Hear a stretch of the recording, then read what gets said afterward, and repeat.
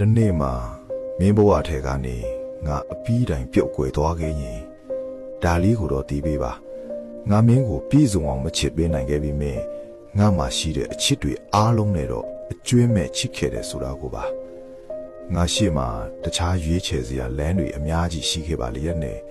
ငါကတော့မင်းကိုပဲရွေးချယ်ပြီးမင်းနားမှာပဲနေခဲ့တာပါအခုလိုငါထွက်သွားရတာဟာစိတ်ဆိုးလို့မဟုတ်ဘူးမင်းပေါ်ထားတဲ့ငါရဲ့နောက်ဆုံးမေတ္တာပြကွက်တစ်ခုပါပဲငါရှိနေခြင်းကမင်းကိုမပေးနိုင်ခဲ့တဲ့ငြိမ်းချမ်းမှုတွေကို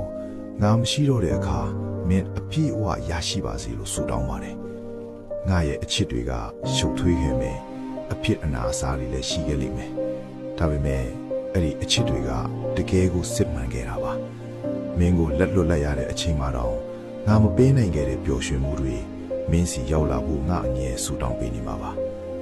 ငါအကြောင်းကိုတတိယမိတဲ့အခါငါတို့အတူရှိခဲ့တဲ့နှွေးထွေးမှုတွေအတိပ္ပယ်မရှိပဲရေမောခဲ့တာတွေနဲ့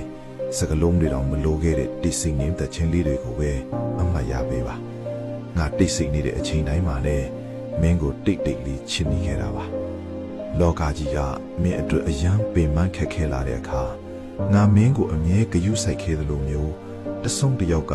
မင်းရဲ့နှလုံးသားကိုထွေးပွေပေးနိုင်ပါစေလို့မျှော်လင့်မိပါတယ်။ဘာဖြစ်လို့လဲဆိုတော့ငါမင်းသားကထွက်သွားခဲ့ရင်တောင်မင်းပေါ်ထားတဲ့ငါရဲ့အချစ်တွေကဘယ်တော့မှတည်ဆုံးသွားမှာမဟုတ်လို့ပါပဲ။